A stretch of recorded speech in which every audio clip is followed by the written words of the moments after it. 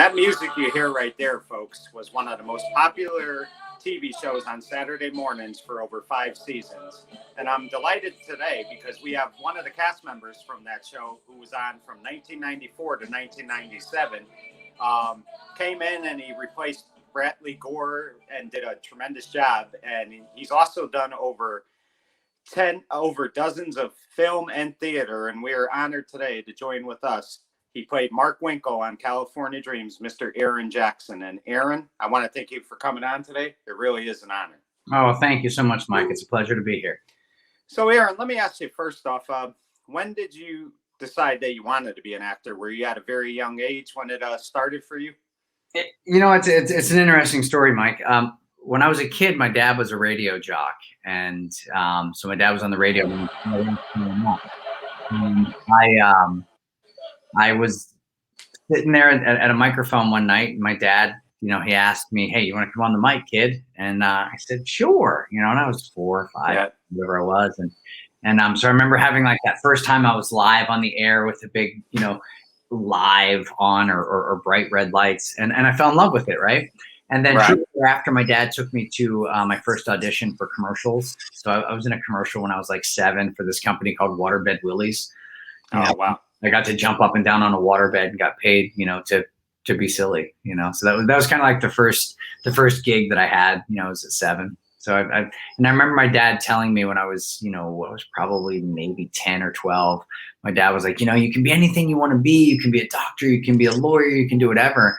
And I said, why? I'm just gonna be an actor where I can play all of them, and that was kind of what got me going in there. Right. And you obviously guest starred on some shows over the years and stuff like that. But what would you say was your first, first real acting gig that you got besides the commercial? Would you say you had done stuff before Dreams, correct? Oh yeah. I would say my first, I guess, break-in role, if you will. I was in Lorenzo's Oil when I was 15 with Nick Nolte and Susan Sarandon. So that was kind of a big deal. It was, I played Francesco Odoni, which was, I played Nick Nolte's son to his first marriage. So Susan Sarandon's stepson. And, but when I auditioned for that show, little did I know that I was actually auditioning for a handful of other films at the same time. And it was, at the time, Bob Roberts was going on with Tim Robbins. We had Passed Away going on with Bob Hoskins. We also had Innocent Blood going on with Valerie Bertinelli. And then we had Striking Distance with Bruce Willis. And when I walked into the audition, they were all there. Like all of these, and I didn't know half these people, and when you're seeing Jack Nicholson, that was auditioning for Hoffa, or not auditioning, but he was sitting in there, with Hoffa and Danny DeVito and Nick Nolte and Susan Sarandon and, all these major Hollywood celebrities. I didn't know any of them. I was just from Pittsburgh that was just wanting to be an actor, so right place, right time, I reckon. And I out of that, I booked 4 films and kind of in one audition. Wow. That's crazy. Right place, right time, Right. And, I'm sure you were young, Aaron. So maybe if you were a little older, you might have been a little intimidated being in a room with such successful actors like you mentioned, Nolte, Bruce Willis, Sarandon. But I'm sure because you were young, that probably made it a little easier for you because you really didn't appreciate back then the type of success they had. You know what?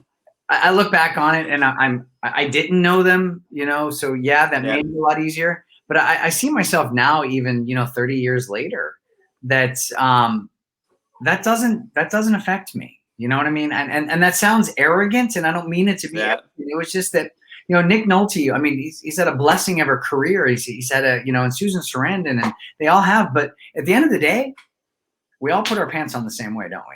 It's one leg at a time. And so I never really looked at celebrities as much as they were just other people that were blessed to do what it is that they do on a daily 9 to 5, Right. So yeah, I mean, I would have been more intimidated. I mean, I remember the first time I went into Aaron Spelling's office, and, I was, ball of nerves, but I look back on that now and I'm going, why? I mean, he's just, I know he can make or break my career. I know he can blah, blah, but at the end of the day, he's just another person, so. Yeah. And let me ask you this, Aaron. when I had Don Most on, he mentioned this, and even Jay mentioned this too, Jay Anthony Frankie, when I had him on. Right. They said, you know, it's very hard to, like, you know, it takes you a few years before you finally get that big break. You know, you feel like you're trying to find stuff and it just takes a while. Did you go through that, and was it very, like, frustrating for you at times? I would love to say yes. I would love to say it was a hard road to hoe. Yeah. I was blessed. I was in the right place at the right time with the right people, you know? So it was, I was very lucky. I mean, yeah, I paid my dues. Don't get me wrong. Like I did a lot of stuff in between, but I was never so hungry that it was like I needed another job. I needed to do this. It wasn't, you know, it wasn't like a drug to me. It was just, I loved what I did, you know? So any opportunity that came my way, I used it as a vehicle just to get me from one place to another, not to a better place, just to another place, you know? So I didn't care if it was theater. I didn't care if it was film, television. I didn't care if it was, some talent show someplace, you know. I was always down to just entertain, have fun, and perform. Right. You know, one movie, Aaron, that you were in, and to this day, like, if I had to watch it at night, like, always getting the chills, is Children of the Corn. And I remember seeing that movie, you know, the first time I watched it, like, I was like, okay, I'm never going to watch it again. But you watch it a few times and you just can't get enough of it, even though it is kind of scary. But talk about doing that, because that was, like, you know, a different way of acting. I mean, you had to play, obviously, a character who I wouldn't want to say is evil, but at the same time is playing kind of this bad guy character with the rest of these kids. So talk about that a little bit. Zane was evil. He was an evil brother, no doubt about it. I mean, us. That was after Dreams, right? So I was the all-American, clean-cut kid, you know, the button down all the way up, which we'll get into later, I'm sure. So when I booked Korn, it was my birthday that I found out that I got cast. It was June 26th. I found out that I got. And I had auditioned for it in January. Like, I had completely forgot about it. And when I got cast in it, it was like, whoa, dude, this is awesome. But I looked so much like Arquette, you know, that they're like, so we're gonna dye your hair. I'm like, okay, that sounds cool. Let's do that. Let's dye my hair. And they dyed it, you know, platinum blonde, you know, and I was like, okay, this is a thing. Okay. And I think that gave me the character. I think I was able to get into it that way. And then to have my first scene in that feature, to work with this unknown actress at the time by the name of Eva. No one knew who Eva Mendes was at that time, you know, and I got to do this amazing scene with her, and then to work with Greg Vaughn and Alexis Arquette and you know, all the Zappa kids. The entire Zappa family was there, you know. And just this amazing family that we created, you know, filming where we did. So it was that was for me, going from being the clean cut all-American to all of a sudden I've got a chainsaw and I'm killing people and stabbing people and chasing people and peeking in on people through windows and stuff. Definitely, it was definitely a fun role that to this day, I still, when I go by a cornfield, it takes me back to running in the cornfield when we were filming, and it still scares the living dog snot out of me, to be quite honest with you. Really. Right. Yeah. Now, let me ask you this, Aaron. You know, Michael J. Fox said this years ago. He said that he kind of enjoyed doing comedy more because when you do drama, it's so much more work and you're constantly tired. Which one did you like doing more? Did you like doing comedy stuff or drama stuff? What was tougher, honestly? Tougher for me was comedy. I'd be very really. Yeah, I'm funny when I'm not scripted, maybe, but when it comes down to the scripted stuff, I mean, our writers, you know, Ron and Brett, they knew us so well, so well that they were able to write the material for us, and it. You know, it sunk, right? It sunk for us. We were able to deliver it the right way because of the way that it was written. You know, Michael Caine's comedic timing was brilliant, and so was Williams. I mean, just brilliant. I struggled at it because I'm, you know, I used to say I'm funny looking. I'm just not a funny actor. But when it comes to the improv aspect, I was able to hold my own with it. But when it came into like the character script, it was rough for me.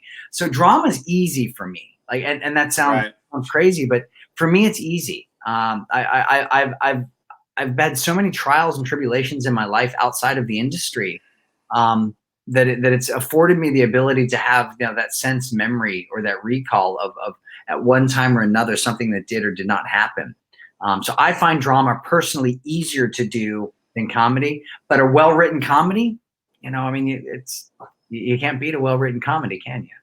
You know? Right. So, So let's talk about your audition. How did you, first off, how many times did you have to audition for Dreams? And, you know, Jay had told me, I think, like, if I'm not mistaken, he auditioned like with 500 other people, something like that. So talk about your audition, and when you got the part, were you nervous because you were coming onto a show that already had been 2 years in? So, you know, that's, you know, you got to kind of, these guys have been together. You got to kind of get to know them. So just talk about that a little bit. Sure. My audition was 500 deep as well. I don't recall how many numbers there were, but it was a deep audition. And, you know, you go through that process, and I still have, funny enough, my original sides that I got from the audition, and still have them. And I remember getting my first callback on it, and then my second callback, I was taken to Franco Barrio at the time, and Franco, I auditioned for Franco with the producers, and then I had another one, which was 5, and then on the 6th one is when I went to Peter's office. And I met Peter. But it was, you know, it was this pool of people. And what's funny about LA, Mike, is that there was, when you're this type, those same types are where you are, right? So every audition that I had, it was the same block of the same 8 of us or 10 of us whittled down. And I had only been in LA for a short period of time when I booked the gig. And I had gotten there in January, and I'd signed the deal by March. So I was January, February, March. That's all I was. Wow. Right place, right time. You know, and maybe I had something that somebody else didn't. I don't know. I was blessed. That's really what I know. And I remember I was auditioning at the time. I had tested the same day for California Dreams. I had also tested for a show called Party of 5. And I went all the way down the line with Scott Wolf. Scott Wolf and I went all the way down the line on both shows. And I was offered, we had to sign contracts for both shows. So I signed a contract for Party, and I signed a contract for Dreams. And when we signed the contract for Dreams, it was a 39 episode order is what they were offering, with a 13 guarantee, right? So I was guaranteed 13 episodes, but if I did well in 13, I was guaranteed the 39. So when you're looking at episodic television, back then, 39 episodes, that was 3 seasons of television. Not the way the Dreams rolled them out, but the way that when you look at the episodic world back then, that was 3 full seasons. So when I found out from my manager, Beverly, she called me up, and you know, and I had the Zach Morris brick phone, cell phone, right? And she called me up, and she goes, "Hey, can you talk?" And I'm like, "Yeah, hey, what's going on?" She goes, "Hey, can you come to the office?" I'm like, "Dude, I'm in Burbank." And she's like, "Yeah, you need to come to the office." I'm like, "Dude, I'm in Burbank. What's up?" And she's like, "You booked the show." And I'm like, "What?" And she goes, "Yeah, you booked Dreams. They want to, you know." And I'm like, "What? Am I hearing this right?" You know? And so I booked it. And what was funny about that is that Diana Uribe and I, we auditioned kind of not together, but we auditioned kind of, our paths kind of navigated down together.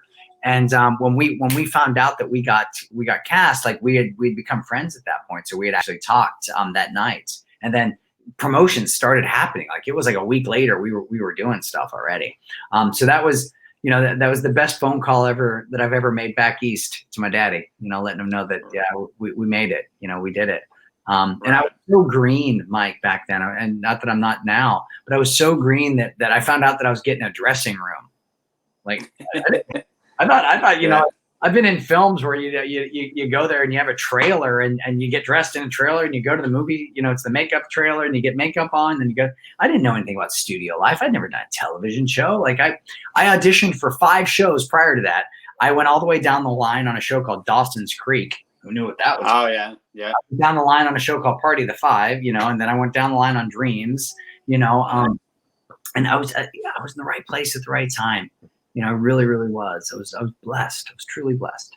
Right. And, you know, interestingly, if I'm not mistaken, Jerry O'Connell also auditioned for Party of Five. He was down to the wire, but he decided not to go with it. But it's funny how things work out, because I really couldn't picture anybody playing the character Bailey, which you would have probably played if you got it. Yeah. And the same thing is I can't picture anybody playing Mark Winkle, But here's the thing, Aaron, that you have to look back at and really be proud of more than anything else. Think about it. You said you auditioned with 500 other people. Chances are, the way I'm thinking is, okay, they're not going to pick me one out of those 500 something. So for you to get that, I mean, that's got to be a credit to how you auditioned, what they saw in you, because, I mean, that's very hard to do. People don't realize that. That's a hard thing to do as an actor.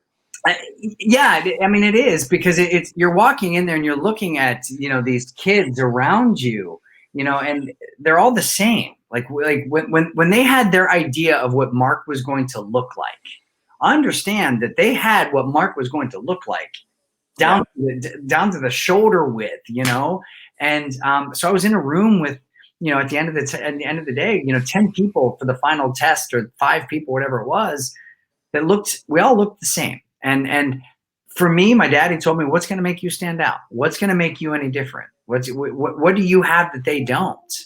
And I must have done something right for Peter and for Franco and for Ron and for Brett and for everyone that was a part of the show. I mean, it was, like I said, right place, right time, doing something that somebody else maybe didn't do. Right.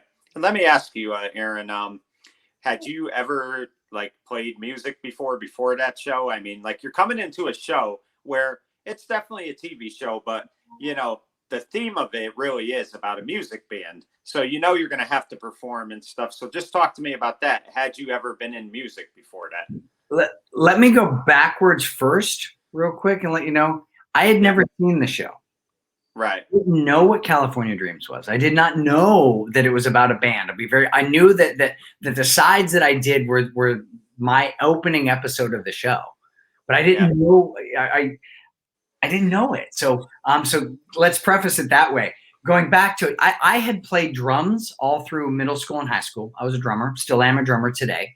And I understood music. I could sing a bit, but not like Kelly and Jenny and Brent and I couldn't. I wasn't as good as them. I can carry a tune, and I could carry a tune, but so I didn't know all of that. And I remember Franco asking me, he goes, "Hey," after I got cast, right? He goes, "You ever done any singing?" And I'm like, "Yeah, singing. Yeah, I did Bye Bye Birdie. I was the lead in Bye Bye Birdie. I was Conrad." And he goes, "Oh, you got any? You got some tape on that?" And I said, "Well, I'm sure my dad's got a VHS or something."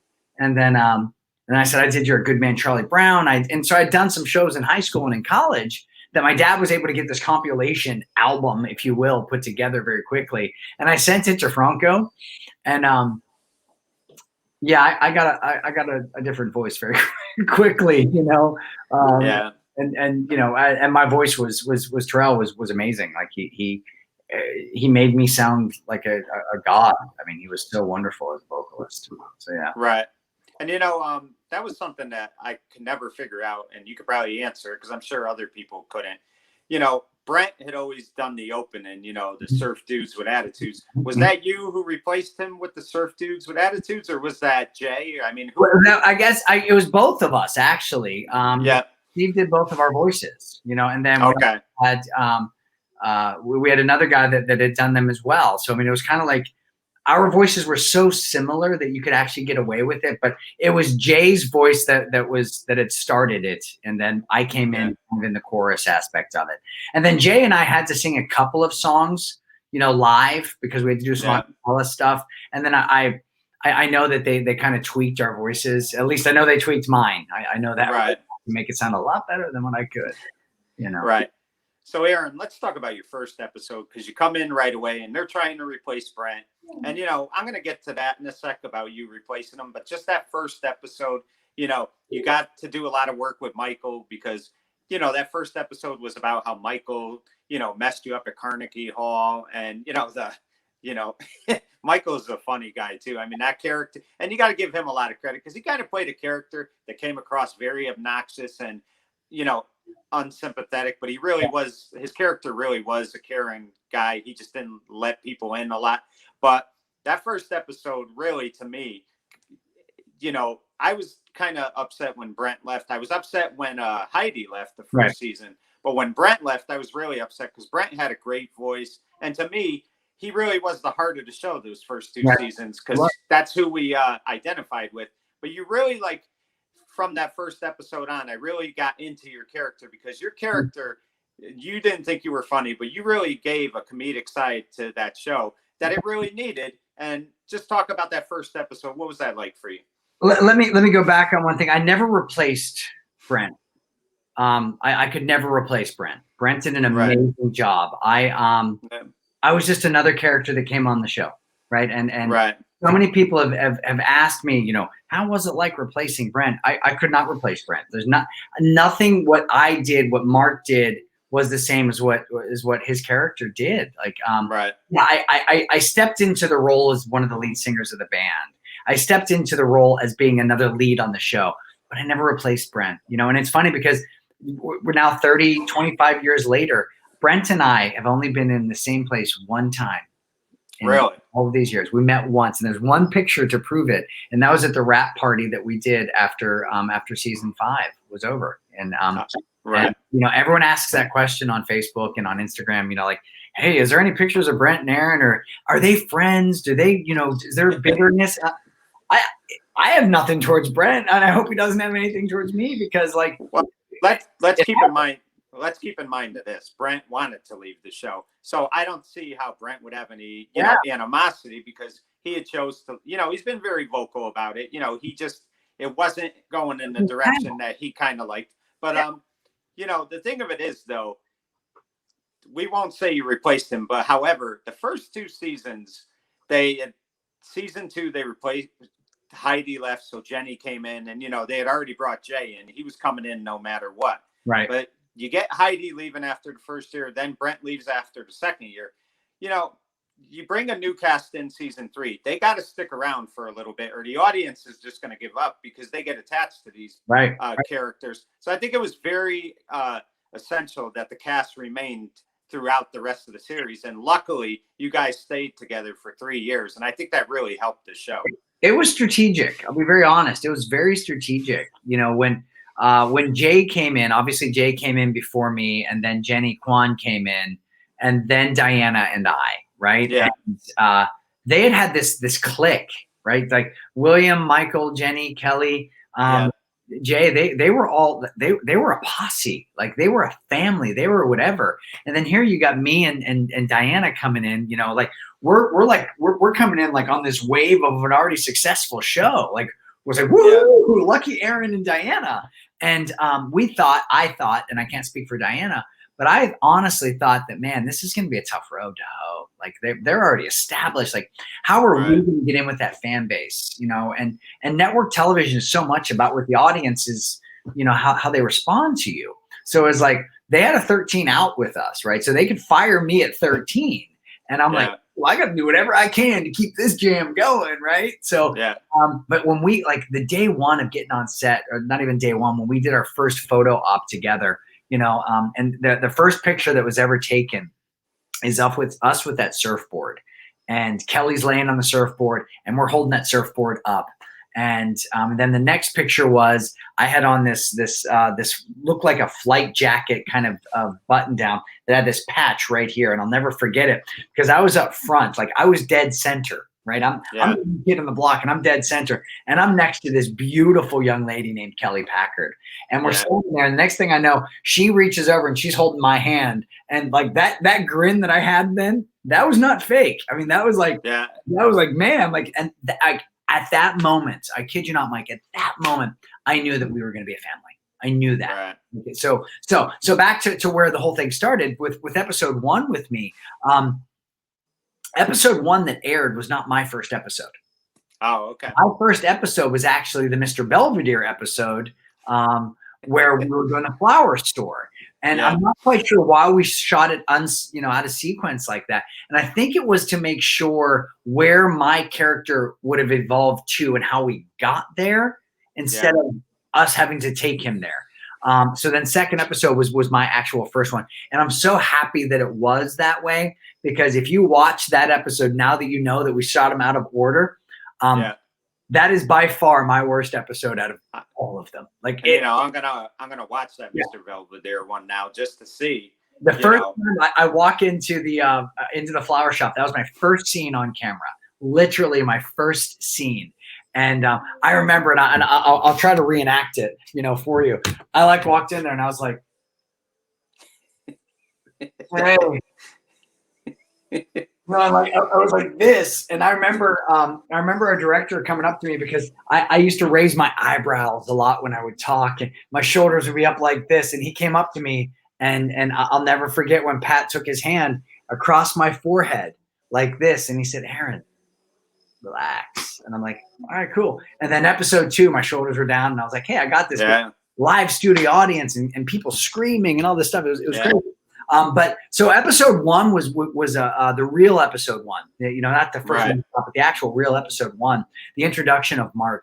That was a great, fun episode for us to do, because we'd already had a little bit of a chemistry together as a cast. And I was able to play off of Michael, off of Sly a little bit more than what I think I could have in that first episode, the way that we shot it. And when I flew under that piano that one time, and Michael laughed, and Michael was the comedy on the show. Him and William, they were the funny. Jay was the tough guy, right? He got if he had a funny line, it was because someone was scared of him, right? And that's why it was fun. I was the I was the nerdy character, the dorkier character. So I was like, I'm not going to get any laughs. I want to be Michael. I want to be his character. Everyone loves him, He was the dude. And then I did that, and I flew underneath the piano, and Michael laughed. And I was like, wait, I can do this. If I'm getting the funny guy to laugh, I'm doing all right. So and then that was kind of that was it. And the whole William Tell overture and the Hi-Ho Silver, what a book ending thing. Because for my first episode, the first thing that was said to me, the way that they brought me in was, how Sly was talking about how I screamed Hi-Ho Silver in a way, during when he was playing at Carnegie Hall. And then my last episode, the last thing that was said to me on camera, Michael says, "Hey, cuz, Hi-Ho Silver." And I say, "In a way." Right. And that was like, I want to talk about a book ending piece. And literally, if I think about it, I start crying. Because and I still get the goose. I just got him when you said it, because it's just great TV. Yeah, we were blessed. Right. Aaron, a few episodes I want to talk about, because they were tremendous episodes. We'll get to 2 of them that involved you in a second, but I want to talk about this episode, and I brought it up with Jay, and it was really one of the best episodes of the series, is when the character Tiffany starts taking steroids because she wants to be good at volleyball, and she's got all this pressure. And for that episode, of course, there was still the laugh track like there always is. But for that episode, that was like a great teaching thing that they did with, teaching young kids what the dangers of drugs, steroids and stuff. And really, we got to see, a different side of the character Tiffany, where you saw the stress she was having and how the cast was trying to help her. And that was really like an emotional episode. So talk about that a little bit. When you shoot episodic television, you have 3 stories. You have the A story, the B story, and the C story. The A story is Tiffany's volleyball story, right? The drugs and everything else, the steroids to get to where she wanted. Then your B story lends to that A story, maybe as a backstory of how she got them or why she got. And then there's the C story. The C story has nothing to do with that A and B story. It's a transition. That's all C is for. And it's the comic relief. It's the something. And I happen to not be the C story in that one. I was the B story. And I was a part of that. And we didn't realize at the time the impact that episode was going to have, right? Yeah. We were a comedy Saturday morning show where, they would throw ice on the ground and Jay Anthony would slip a little bit and he'd fall, as they did in Aspen. We'll always have Aspen. But I think that was one of the episodes, and then our blind episode with Nikki Cox that really put us. We were actors. We weren't just Saturday morning actors at that. We earned that, and and Kelly Packard, and I'm going to be cocky. all 7 of us, and Brent, you know, we were good, and we were Right. good because we loved what we did, right? But we didn't realize the impact that our episodes would have on people. Like I can't tell you how many times that episode's been brought up, or the drinking and driving episode has been brought up, Right. or the old episode. Like all of these episodes, like, you shaped my life, you changed my life. You know, I get Instagrams and Facebooks and stuff that my assistant or my daughters are showing me, like, Daddy, did you see this? Like soliloquies of stuff of how we changed people's lives. Yeah. And like what do you say? Like, thank you. Like these episodes changed our lives. So I think when we did the Tiffany episode with steroids, I think that was the first episode that I was really a part of that was not comedically charged. There was a lot of stuff in it. Yeah. You know, because it had to be. It was Saturday morning television. You had to keep your audience, right? That demographic that we had to have. But Peter and Ron and Brett and the rest of our writing staff had this wonderful way of, I don't want to say preaching Christianity, please don't think that, but they had this wonderful way of like hammering you with like this really important message, then deviating from it, and then coming back and hitting it from a different capacity. And then you're like, whoa, like, did I just really learn this life lesson of like on a Saturday morning television show? Like, you know, yeah, you did. We did. We were a part of that. And I don't think any one of us, I know I didn't, and Jay and I have talked about this, you know, I don't, if I could know them what I know now, what I would have changed, you know, how I would have done a little bit of things a little bit different, I probably would have, just because of the impact that we had on our fans. You know, we really did. It was, so that episode was huge to all of us, you know, and Tiffany, you know, I remember Friday night after we finished rapping, my dog is whining. Kendra, come here. I have a boxer and she's whining something serious. No problem. But I remember afterwards, you know, that just her like collapsing, like literally just being so exhausted from the mental and physical toll that had on her, you know, and she's such an underrated actress. Like, I mean, definitely. Like she's brilliant on camera, like, and just everything was to its nth degree. She left no detail unturned when it came to what she did as an actress. So it's a very important episode to all of us, to us as a cast. Very, very strong one. And then the one with Nikki Cox, you know, the blind episode. That was an excellent one. Yeah. And that kind of gave Michael that different side of Michael that we got to see, because he really cared for her, you know, and, you know, he kind of had to play that, you know, she's got an issue, so I can't date her, but he regrets it, and he knows that he really likes her. And, you know, that was a great episode for him, I thought. You know? I think it brought a whole new light to Michael, right? I think it brought a whole new light to Sly and what he was, because Sly was the smart aleck. Sly was the womanizer. Sly was this, you know, trying to make a buck. Yeah. You know, always slimy in a good slimy way, but nonetheless slimy. And I think that was the episode that allowed him to really sink his teeth into some drama within a comedic, episodic kind of thing. Because if you think of the episode, there was times that he was making, I don't want to say blind jokes, but he was making jokes in reference to it. You know, just because that was Sly's own internal way of being him. You know, because if he can't make fun of it, then he has to show emotion. It was kind of like Jay Anthony's character ever having to show emotion. Like, I'm too tough for that. I ride Harleys. Yeah. You know, so that was a breakthrough role, I think, or breakthrough episode for Sly's character and for Michael. Really right.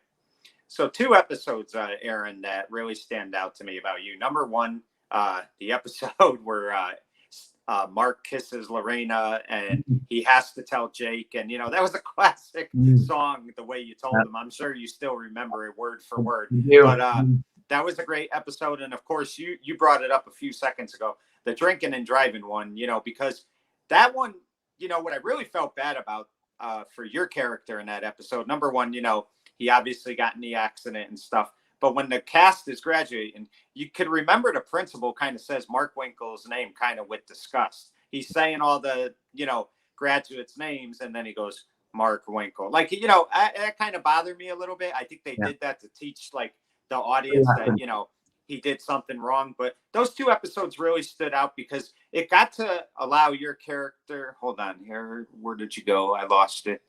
Hold on one sec. Are you there? You there? I think I lost it. Hold on. All right. We're going to see, folks, if he comes back. His feed went out on him. But what I was kind of talking about, and when Aaron gets back on here, we'll discuss it, is one of his big episodes was the, episode where he kisses Jake's girlfriend, Lorena, and he's got to tell Jake, that he did it. And he's kind of worried because he's worried their friendship's going to end. So that's what we were kind of discussing. And then, the drinking and driving one, I think that was in season 5. Yeah, because the cast graduated. So, I'm going to see if what's going on with Aaron, but it looks like he got cut off. I'm going to try, folks, real quick to try to get him back on, but he's still on our thing, but we lost him somehow. I don't know what exactly happened here, but we'll try to get Aaron back on in a sec. But, folks, I love that show. I've always liked that show. It's just been something that's definitely been great. I'm going to try and get Aaron back on here, folks. So just give me a second. I'm going to try and see if I could get him on somehow. I'm pretty confident we'll get him back up.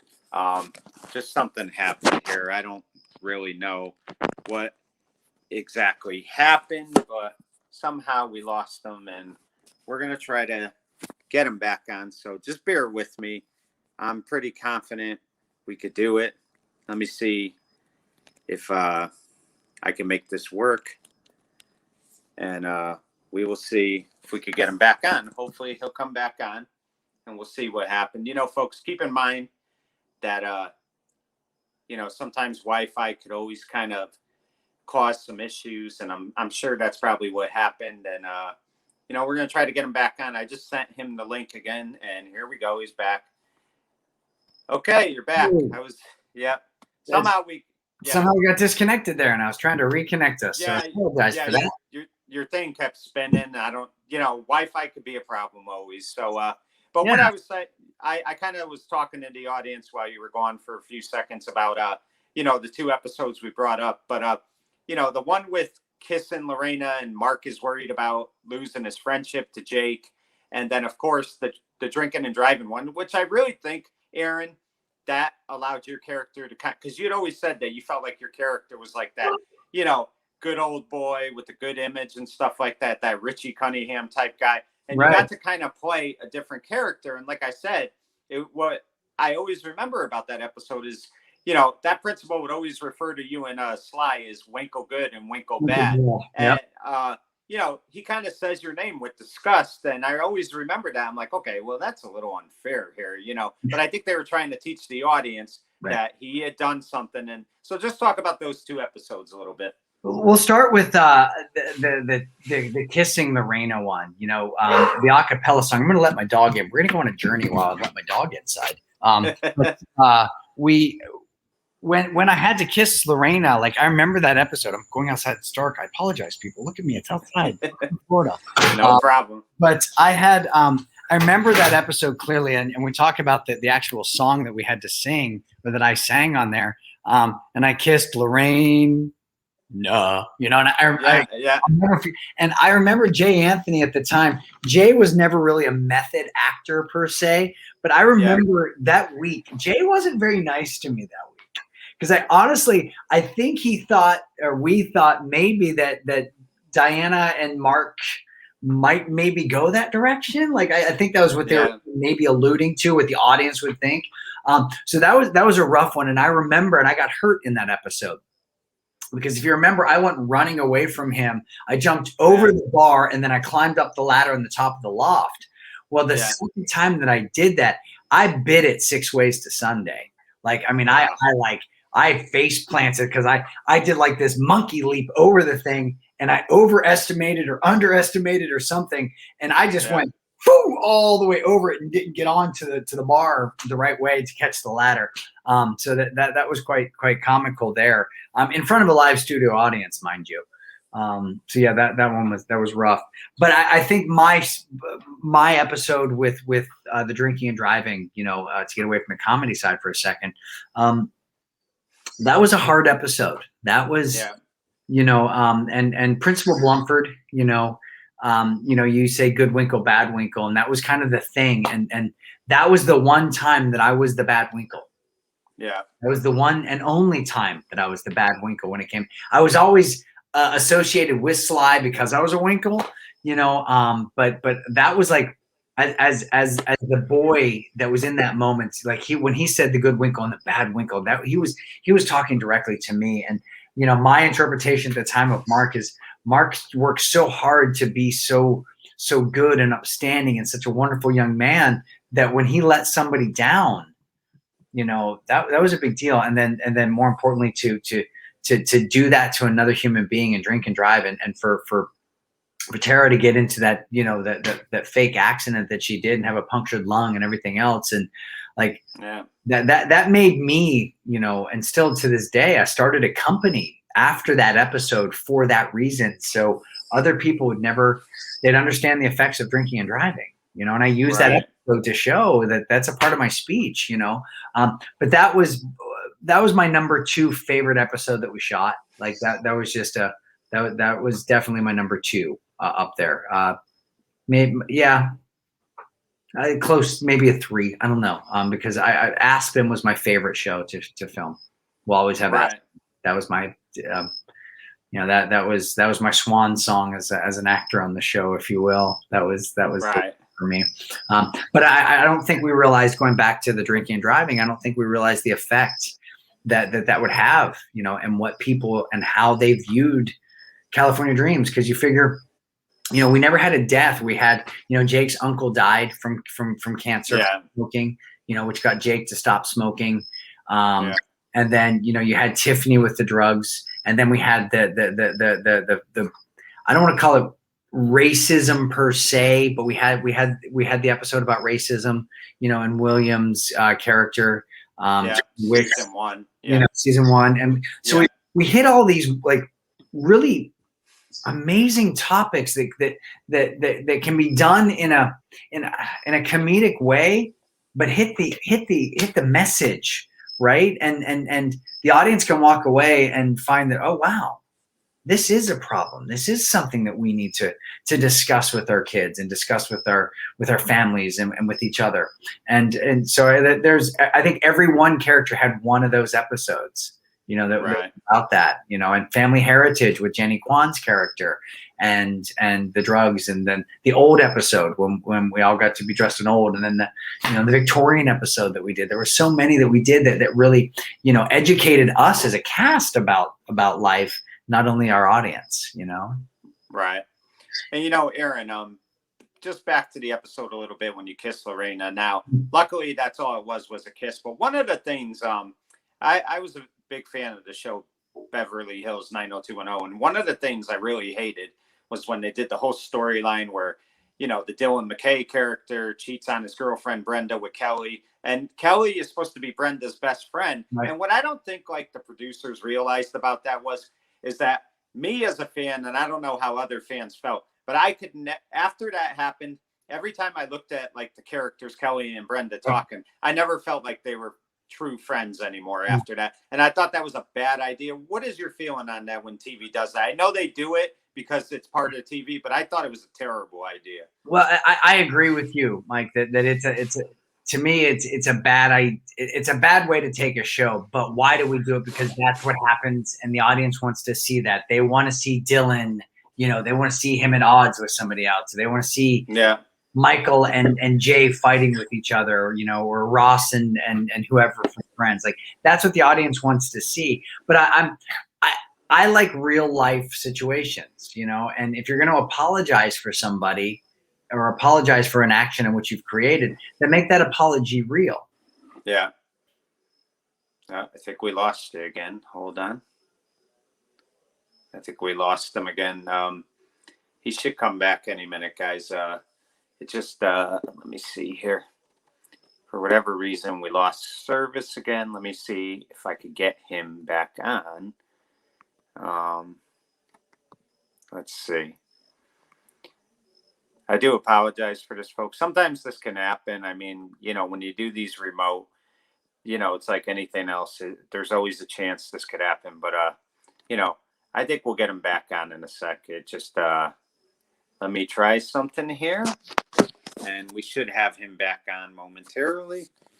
Again, I do apologize, but this can happen sometimes. And, you know, that's just the way it is sometimes. But he'll be back on and he'll continue telling us, you know, he's really telling us a good thing, which I really like. And, you know, he's talking about if you're going to apologize to somebody, make it legit. And I think where he was going, and I don't want to speak for him, I think what he was going at was, you know, like the character Kelly, for example, you know, once she got, okay, he's back. I don't know Okay. what's happening here. We keep going. I get this black screen, and the next thing you're done, we're talking to yourself. That's okay. But what you were basically saying was, if you're going to apologize to somebody, that's kind of what you were going at. You know, you have make it authentic, right? And that's what, you know, when I apologized to Jake in that episode, like I meant it. Like I didn't mean to kiss Lorena. Like it happened. It was wrong, and I'm man enough to admit my error, right? And when you go back to what like 90210 did, or you go back to Beverly, what was that other one, the spinoff after 90210? Melrose was, right? And it was all of those intertwined relationships. Now let's look at Dreams as a whole, right? Jake fell in love with Tiffany. Right? Yeah. They had this amazing relationship. It was wonderful. And then the next thing you know, they break up. Why? Because the audience needs that. We need that conflict. And then Diana comes in, and Diana starts dating Jay, and they have this great relationship and everything else. And then all of a sudden, what happens? You know, it goes back to the Kelly and Jay Anthony's relationship, and that's what the audience wanted. And I think as you know, as a fellow cast member, that's what we wanted. Not that we didn't like, you know, Diana and Jake together, but it was just like, what was California Dreams if Kelly and Jake weren't together? What was it? You know? And that's, and I think we hit some of those authentic moments and had the cheating episode like that, but we didn't harp on it. We didn't stay there. We didn't do, I don't think Brett and Ron and the rest of our writing staff, I don't think they wrote things for the audience as much as they wrote it for the real storyline, you know, and look at the through line through the entire show of what Mark and what Sly and what Jake and what Tony and what all of us were. Like our characters stayed the same. Like there wasn't like this hidden thing that came out of nowhere. You know, it was like we were that from the get-go. And that was, you know, so I respect Ron and Brett so much for that they didn't succumb to what television's expectations were. They stayed on track with what their vision and what the network allowed them to do. You know, it was, you know, and again, it was Saturday morning television, but we touched every issue that they're touching prime time, but we did it with a moral at the end of it. Right. And it was like this pretty little package in a bow. And they said, here you go, America and the world, take this package. Don't do that. It's bad, you know, or whatever, you know? Right. You know, Aaron, before we get to your other stuff, one of the things that I think you realized, I'm sure Jay does, and I'm sure the rest of the cast does, is when you're doing these, when you're performing these characters, you know, a few years pass, sometimes actors say, oh, why did I play that character? You know, I couldn't stand being on that show. It was corny, stuff like that. But I think what actors realize as time goes on, when fans send them emails and fans ask them questions and remember episodes, remember plots, remember songs, everything like that, I think the actors start to realize, wow, I really made an impact when I was on that show, because these fans 25 years later are still talking about it. You know, I could bring up Ryan Lambert. He was a teen idol. He was on a show called Kids Incorporated. Yeah, and he was on the Monster Squad. And when they asked him to go to the Monster Squad, you know, Comic-Con for the first time, his answer was, well, why? Nobody's going to come to that. But he ended up going,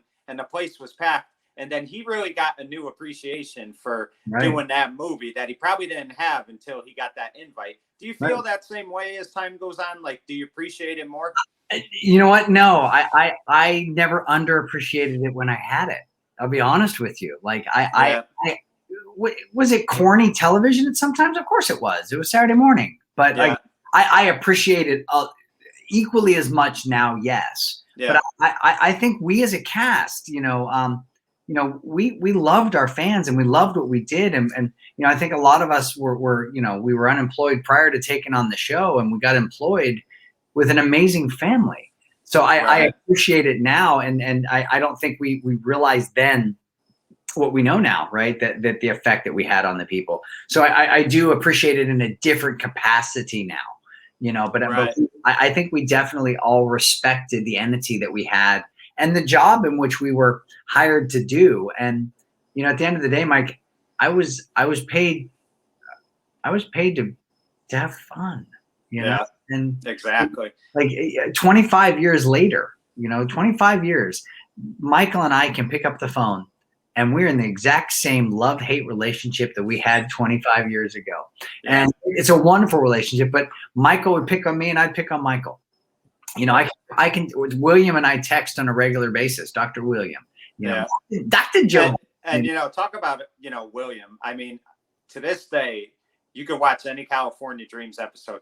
He played such a funny character. He was hysterical the entire show. He really was. He killed it, and he was, you know, he was younger than us. You know, William James Jones I think he was 4 years younger than us when we started. You know, and so he got on it like, you know, 2 years prior to So I mean, he was like 14 when he got cast. You know, or 15, and he was the comic relief, and like he had that there was just that amazing timing that he had. Like it was just, he could make an insurance seminar funny. You know, he would find the humor in a funeral somehow. Like he was that guy, you know, and to this day he still is, you know, and now that he's a practicing doctor, you know, in the psychology world, you know, it's amazing because I'm sure he's using every ounce of what he did as a performer, as an actor, to connect with people. Right.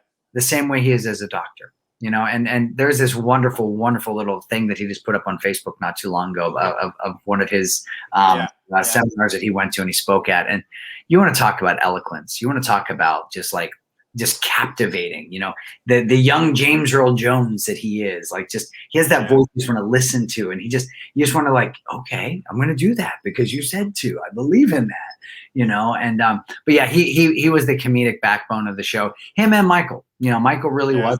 And then you know, let's give you know, credit where credit is due. So is Jenny Kwan. Oh, she was great. Jenny Kwan, and what a voice! I mean, she could sing with anybody. I mean, she could. You know, she doesn't have to take a back seat to anybody, you know. Angelic. Her and Kelly's voices were angelic. They still are. We had a reunion 2 years ago. We did a thing out in LA where everybody got together. Jay couldn't come just because it was just timing and flights and everything else getting him there. But it was Michael, Jenny, Kelly, myself, and William, and we did it at Saved by the Max, and we did a two concert sellout, and the fans came out in droves. And I mean, it's on my Facebook if someone wants to see, because I posted quite a few lives from it. And it was absolutely amazing that here's these people 25 years coming back out. And we sang that night, right? And we had Ryan was there singing for us. Cabrera, he was doing the lives because he was filling in for a lot of Jay's stuff. And then Kelly and Jenny were singing all of our stuff. And then William and I were singing backups. And then William sang "It's Good to Be a King." And it was just amazing. Now, 25 years later, all of us stepping back into the same style of costume, and to hear Jenny and Kelly sing, you know, and for me to be able to sing the opening theme song live. You know, that had to be awesome. That was amazing. And you know, here's me, I'm fanboying myself, and I'm sitting here with my cell phone and I'm recording myself live. And then I'm like showing Kelly, you know, I'm like showing her that we're doing this, dude. And you know, and it's like 25 years later, we're still doing it, you know, and it's because of fans. It really is, you know. And you know what? All you need to know about how popular the show was is we all know how big Jimmy Fallon's gotten. And he had the dreams come for a reunion, which, you know, I was disappointed that yourself and Diana weren't there. But, you know, the fact that he had them play the opening theme song, I mean, a guy like that who's, just a superstar host, and he has the California Dreams cast on, you could tell the type of impact that show had on so many people. Well, it did, and everyone asks me, it's one of the number one questions I get asked in interviews. How come you weren't invited to Jimmy Fallon? Hey, Jimmy, I don't know. Why wasn't I invited? Let's call let's call him and figure out why. Diana and I, we didn't get the invite, and that's okay. It was season 1 and 2, and Brent was there, and I would have loved, now 25 years later, I would love to be able to be one time in the same place with Brent, right? Yeah. And Heidi and all of us, because we're a family. Like I said, regardless whether we were on the show together or not on the show together, we're still a family. And Brent paved the way for my character, as did Heidi pave the way for Diana's character, right? They were the other two leads. And so I would have loved to have done the Fallon show. I would have absolutely loved that. And then I guess I realized that what the impact our show had.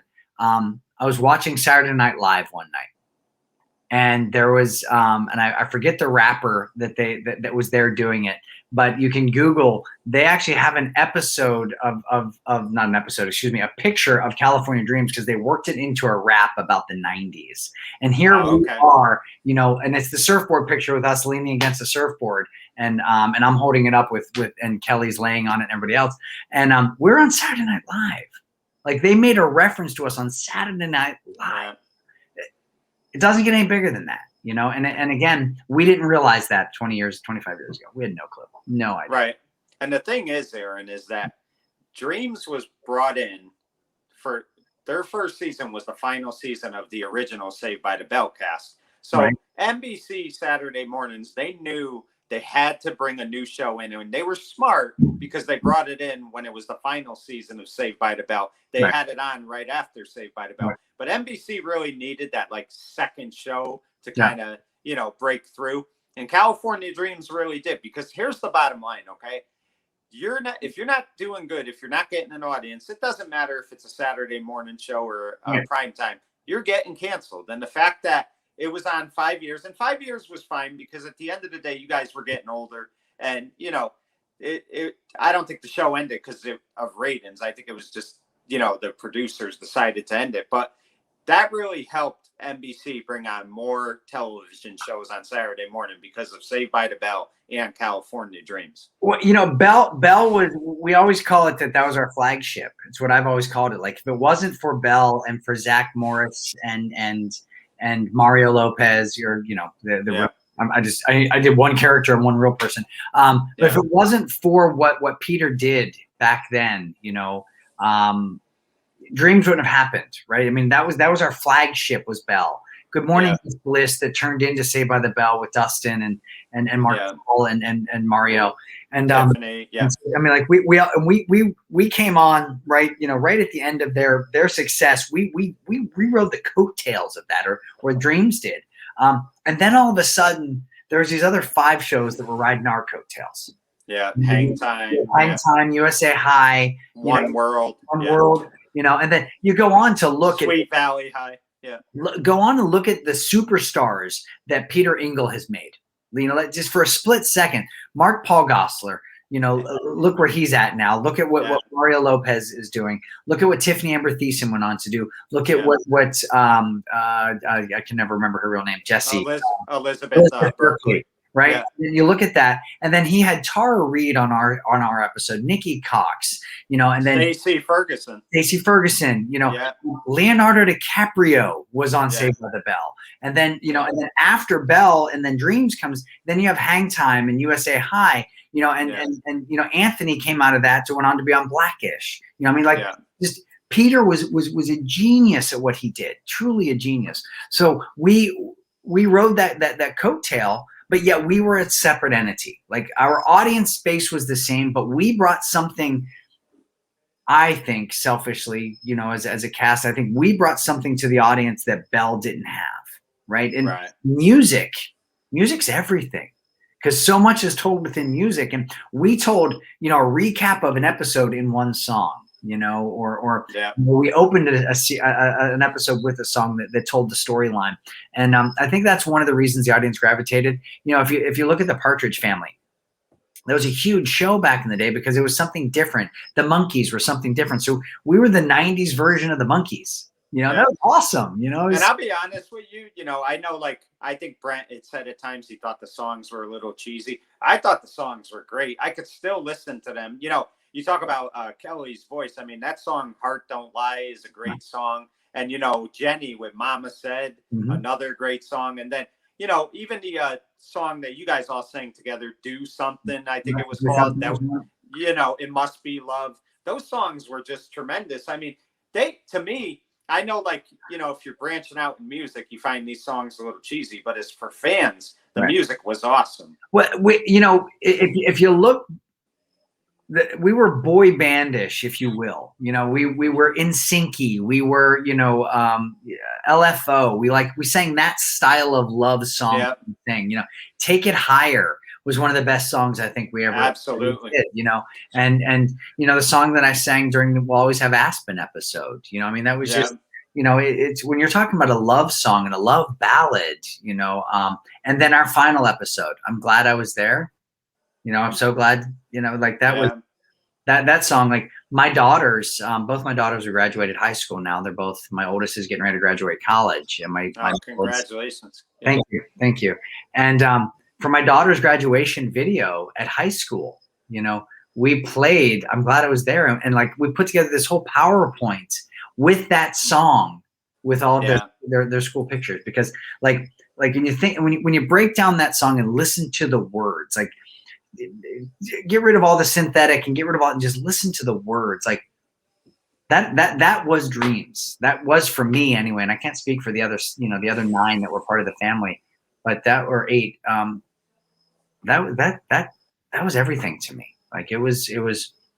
There are places to go that we haven't been yet. Like that line will always stay with me. I mean, met. Yeah, and it was just like I said, it was a wonderful show. And I was in high school at the time when that show started. I think I was a sophomore the first season. So basically, I lived for watching those shows on Saturday mornings and stuff. And you could find them on Sundays on different channels. I mean, and I think TBS for years showed the show. Ted bought us, for syndication. So, Reicher. Yeah. And to me, when a show could still stand the test of times and it's on 25 years later in some living room or some TV channel, I mean, to me, that's all you need to know how successful and the impact it had, because it's still being shown today.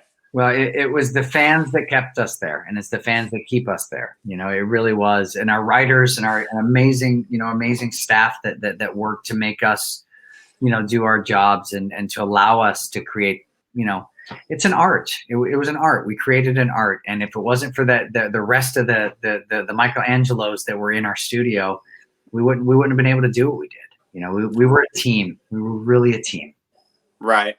So let's talk a little bit about, people always ask this question, what do you like more, acting or theater? And a lot of people will say theater because you get to be right out there and you get to perform night after night. So which one have you found that you've enjoyed? Because I mean, you've done To Kill a Mockingbird, which was very successful. Rumors, I think you did. Bye Bye Birdie. Just talk about doing theater, and I mean, how fun is that for you?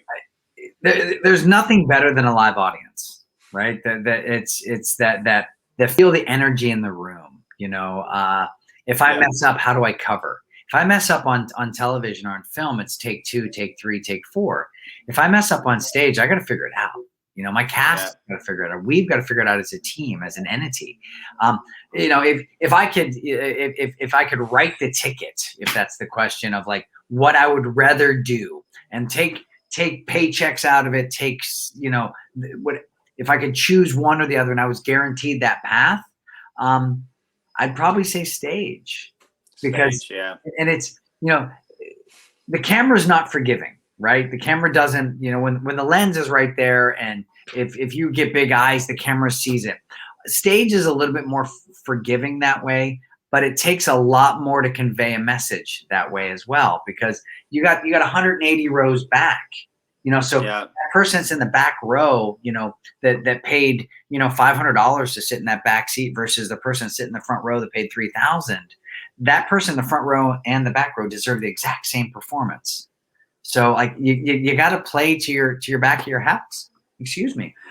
So if I could be on a run for 5 years of a stage show and have the success, and I don't mean the fame success or the money success, I don't mean that, but I meant the long-term success of it.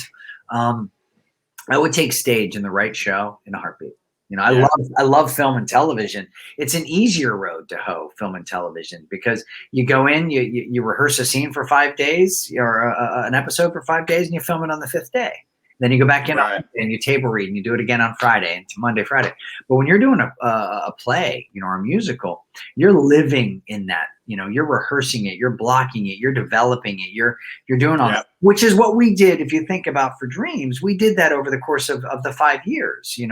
We lived inside Mark or Kelly or excuse me, Tiffany or Jake. Like our characters evolved, but in a play, the beginning, the middle, and the end happens in 2 hours, and you've got to have that arc of the character where it's supposed to be. So I find theater to be more challenging, but it's instant gratification afterwards with the applaud, right? Whereas film and television, it's 6 weeks, 6 months. If you're doing soap operas, it's 2 weeks, with a turnaround. But episodically, my first episode we filmed in May. And my first air date was September 26th. It's 4 months later. Yeah, my first episode had aired. And then we did our run. They aired 26. Then we went kind of like on this small hiatus. Not we didn't, but the airing aspect went on. And then they aired the back end 13, and then the other 13 that I did. So it was such a longer period of time to get to the end. So I don't know if that answered the question or if I kind of bypassed it, but I think I would choose theater if I could have the same financial outcome per se and still be able to do what it is that I've done because of Dreams, because Dreams opened up so much for me. Right. It got me onto onto Children of the Corn because I was on Dreams, and and the rest of the films that it kind of domino affected my career. I've had a blessing of a career because of Dreams. It hurt me in some capacities. I'll be very honest. There are certain roles I did not get because I was on the show, not because the show wasn't well respected, but because I was thought of stereotypically that this is the character that he can play. Yes. Which happened to Ken Osmond, with Leave It to Beaver. He could never escape that Eddie Haskell character. The one that I use is Dustin Diamond. Screech. May God rest his soul. Dustin, he played the same character for 13 years, 13 seasons. Because he was on the New Class too. So, he did Morning Miss Bliss all the way through the college years, and then on the New Class 1 and 2. And Dustin fell into that as well. And I did it for a period of time. My hair, I started to get a receding hairline, and I wasn't that heartthrob for a while, but yet, he was the California Dreams kid. So it was like that weird kind of thing. Then one day I had to shave my head, and then I started working a lot more. So I was like, okay, this is a thing. Let's shave your head. But Dreams. I was a 17, 18-year-old boy that moved to California, and I got the California dream, literally and figuratively. Right. It ain't better than that. Definitely not. Let me ask you, Aaron. Yes, sir. You've also done some acting coaching, correct? I mean, you've kind of trained people and stuff like that, and you also have your production company. Yeah. I mean, so you've really branched out in so many, types of things. I mean, talk about that a little bit, because I mean, you're doing stuff behind the scenes that is just important as when you're doing this stuff. Again, I got to throw it all the way back to Dreams, because if it wasn't for Dreams, I would not be able to do what it is that I've done. Because I was a celebrity. When I opened up my studio to start coaching young actors, it was like, oh, he's already done that. He's already on a television. He's been in movies. He's done this. Of course we want to coach with him. Of course we want to work with him. So it was because of that the success of my studio has grown. I started after I guess it was after Children of the Corn. There was a couple of films that I'd auditioned for, and I fell flat. I didn't book them. I got a call back, but I wasn't booking. And my team kind of said, well, it's the lull in the game right now. The good with the bad. You got to just kind of roll with the tide kind of thing. And I remember sitting with my daddy, and my dad said, make your own content, direct something. I'm like, what do I know about directing, dude? I said, I'm in front of the camera. What do I know about that? Yeah. And, I was given an opportunity to direct a small project called Fighting a War of My Own. And I got to star in it. So the first time I was behind the lens as a director, I starred in my own short. Not because I was arrogant by any stretch, but I didn't know that I knew how to direct people. So I figured if I put myself in the lead, maybe they'll just kind of follow what I'm doing, and I don't have to call too much except action and cut. And Right. So I did that this short, and it got just this overwhelming success. Yeah. Like it was huge for what it was. I mean, it won all of these awards, and then I was like, people were like, you're kind of good at that. You kind of know what you're doing. And I just threw something against the wall, and it stuck. I didn't really know. I'll be honest with you, Mike. I did. And then I started getting approached by other companies wanting to direct their projects. And then I started my production company, which was Dangerous Curves, but I didn't start it as a production company. Going back to when we were talking earlier on about the drinking and driving episode, I started my company, Dangerous Curves, because I wanted to go into the high schools around the country and talk to kids about the effects of drinking and driving and drugs and the effects of drugs. So I started this company, Dangerous Curves, on the road of life, and then that stemmed into an umbrella company, to allow me to do my production company, which was Aaron Jackson Productions for the longest time. And then I got an LLC to do Dangerous Curves Productions. And then I opened up a subsidiary company called Dangerous Words to allow me to go out and work in the schools, nonprofit, with drinking and driving, bullying, and alcohol abuse, substance abuse, excuse me.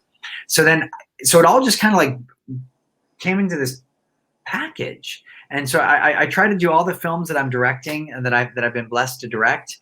Have all been morally charged, that have some kind of morally message afterwards. And I try to do stuff that my daughters would watch and go, Daddy, I'm proud of you. Right. And that's really important to me. What my kids think of the quality of the work that I do, because I want them to live that same lifestyle. I want them to be proud of the work that they do, and for their kids to be proud of what they do. So I started directing, and now I've directed. I don't know off the top of my head how many I've directed. I've had a lucrative career that way, directing. I've done some shorts, I've done some features, and some episodic work, and so I've right place, right time. Blessed again. And then my studio, asking about that. So I get to coach actors around the world. I coach kids from the ages of about 7. My oldest student is she's in her late 70s. Wow.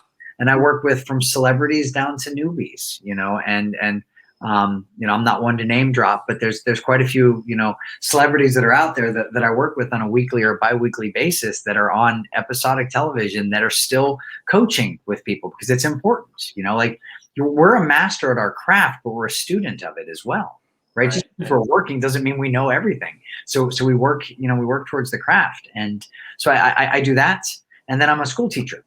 I teach drama at a high school, and I love it. I get to create art every day. I still produce and direct and do all that stuff, and I'm still coaching my private students. But I get to be with so many more young performers and get to help them, maybe achieve their goals of whether it be just one play or maybe it's Broadway. Who knows? Right.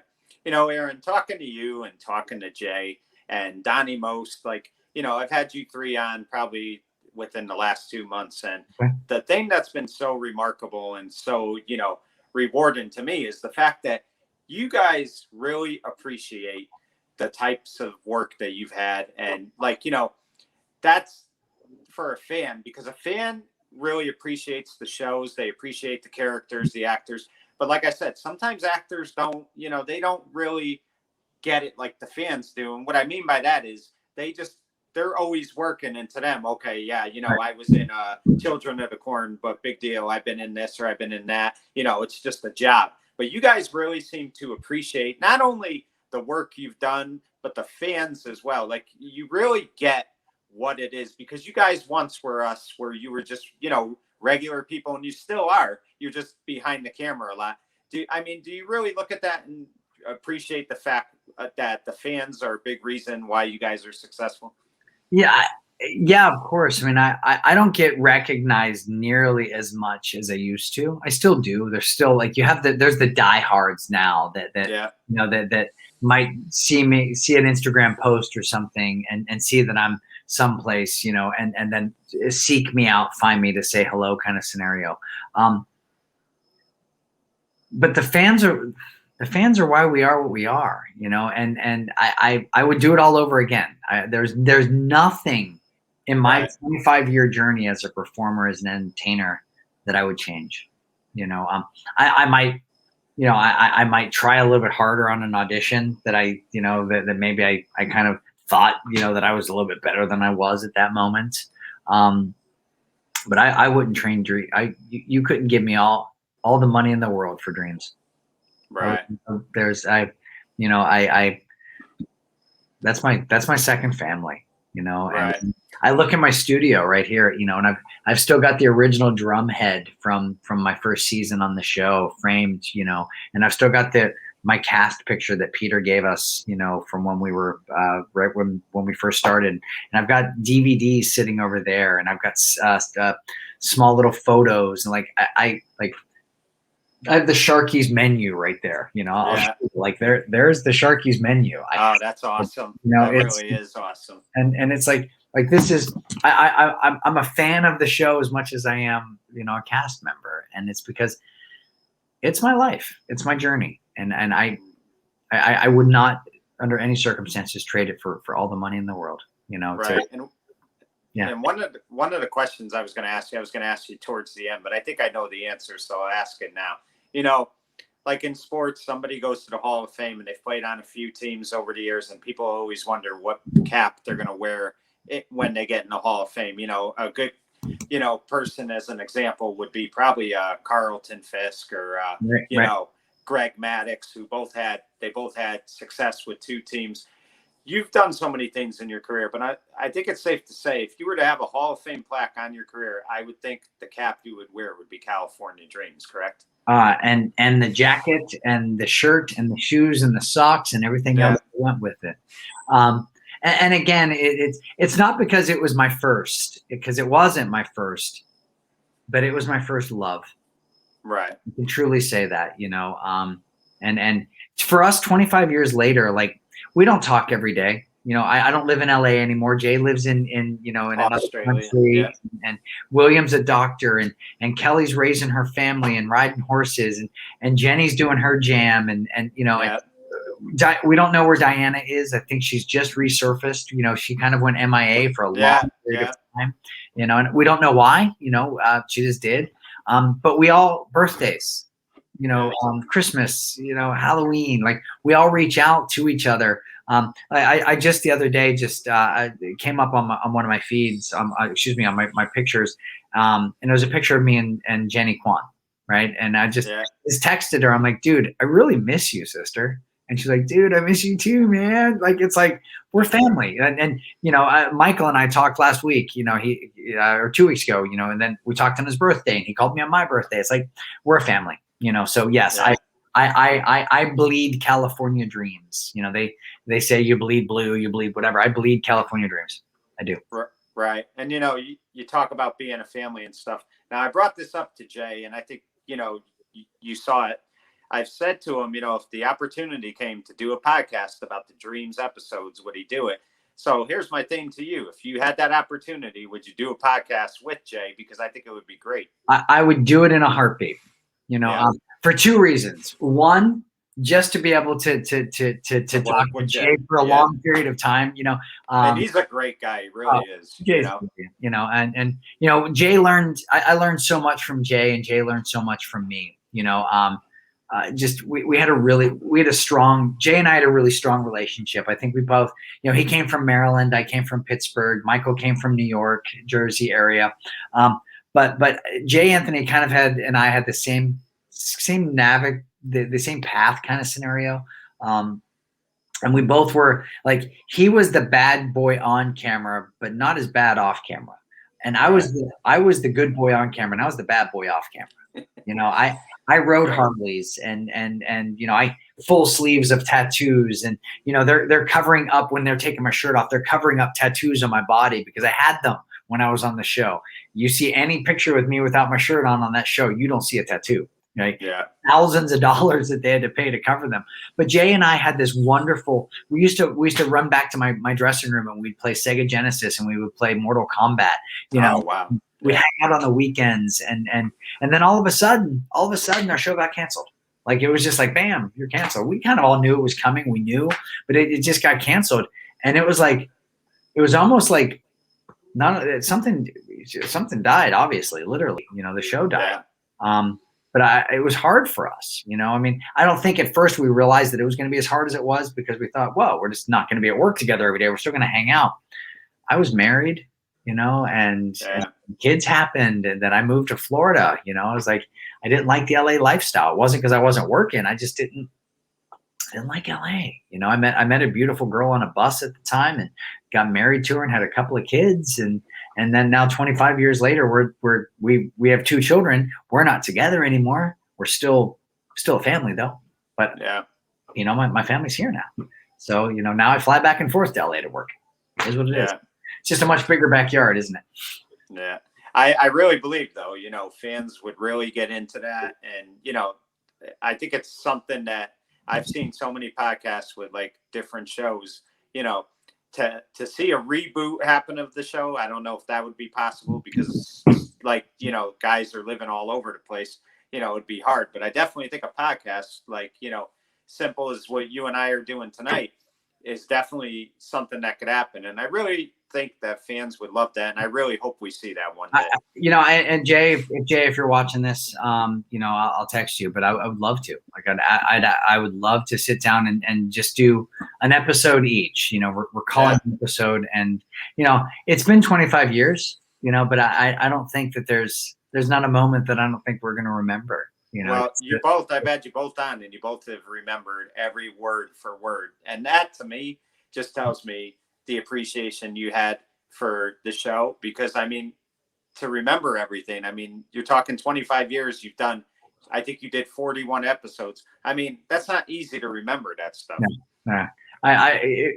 Jay did a handful more than I did. I did 49 and Jay did 65, I think. He did 65. Yeah. Yeah. He did 16 more. But I couldn't name them in order. But I could probably be pretty darn close. Yeah, and that's awesome. What, before we go, Aaron, what would you say if you could pick one thing? What was probably the most rewarding thing to you about that show? I've never been asked that question. The most rewarding thing. I met a little girl. Her name was Amy Tom. And she was, I was in Peoria, Illinois at the Bloomsburg blah, blah, blah something. And this little girl came up to me, and she had a red bandana on and shaved head, and she had cancer. And I was flown there to come in and be a celebrity. And this little girl, I'm going to cry thinking about it. This little girl waited in line to meet me, and I got to meet this young lady, and I was her crush. I was her. Oh, wow. I was her everything on TV. And I remember my publicist at the time that was with me. I had said, "Hey, get that family's number. I'd like to talk to them again." And she was 13. Yeah, Amy was 13 at the time. And I went out to dinner with them that night. And then the next day they came back and they hung out kind of backstage when I wasn't signing autographs. And then her mom, Elaine, and then her sister and her dad, they flew out to LA. They got to watch an episode tape. I flew to Illinois a handful of times to get to hang out with. So you asked me what the biggest joy of that was meeting a girl before she passed away, because it was a dream of hers to meet me. That, and I, if I could give her a little bit more happiness before she passed away. And now to this day, 25 years later, I'm still friends with her mom. Her dad has passed away. and her And sister. you can't put a price tag on that. No, You know, the MasterCard commercials are priceless. They really yeah, are. and that really is That something. that was that for me was probably the biggest joy of it. On a personal joy, on another side of it was my dad saw every episode tape. My dad flew out to LA every week from Pittsburgh, never missed an episode. Wow. My sisters got to see me film. My daughters love the show. That's another thing. My daughter, I have a California Dreams jean jacket, and then we'll wrap it up. But my daughter, she saw it in my closet one day, and she's a senior. She has 2 more years of college to get her to find her doctorate. And she says, "Daddy, can I take that jacket and wear it at college?" And I said, "You want to wear my Dreams jacket?" And she goes, "Yeah, dude. That's like, it's classic. It's cult." And my kids they're not braggers, but they tell people that my dad was on California Dreams, not because I want to brag. I just want you to know my dad was on a cool ass show, and I was like, when your kids are saying that about you, it's like, man, like, it's really cool. So my daughter wears that jacket. It's got Mark right here on it. And so it's, honestly, Mike, we had such a blessing. We were so blessed, and if I could wrap my arms around every fan out there that helped us and kept us where we are, I would. I can't tell you how many fan letters I've written and read from around the world, just thanking us for shaping young lives. And to them, I say thank you for shaping my life.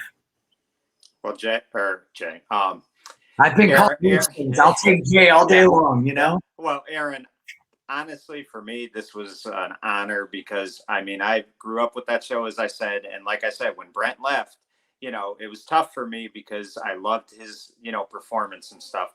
But you came in, and again, it's like you said, you didn't replace him, but you did come into that show, and it wasn't easy for you because you had to come in to an already made show, and you really left your mark, and you did so many great things, and really, I learned a lot about that drink and driving episode, and watching that episode always taught me never to get in a car if I've had a few drinks. So I appreciate that, and I really appreciate what you, Jay, Jenny, Michael, William, Kelly, Brent, and Heidi, and Diana all gave to that show, because to me, it's an iconic TV show that'll stay with me forever. And I really do appreciate you coming on. Well, Mike, thank you so much for giving us a platform to be able to relive our glory days. So I appreciate you more than you ever know, brother. So thank you so much. Well, thank you. Well, there you have it, folks. California Dreams came on the air in the fall of 1992. You saw me have Jay Anthony Frankie on recently, and you heard all the great memories. And today you got to hear Aaron's stories as well. And the thing that stands out about both of them during these interviews is the appreciation they have, not only for the show, but for the fans. They get it. They understand what the show was about, what it meant to so many people, and the impact it had. And 25 years later, the show has been off the air since 1997, and yet these guys can still reminisce about it, talk about it affectionately, and understand what it did for them and what it meant for them. And for us fans, it meant the world to us. We loved that show every Saturday. We couldn't get enough of it. If it came back tomorrow, we'd all be there watching it, because that's how great of a show it was.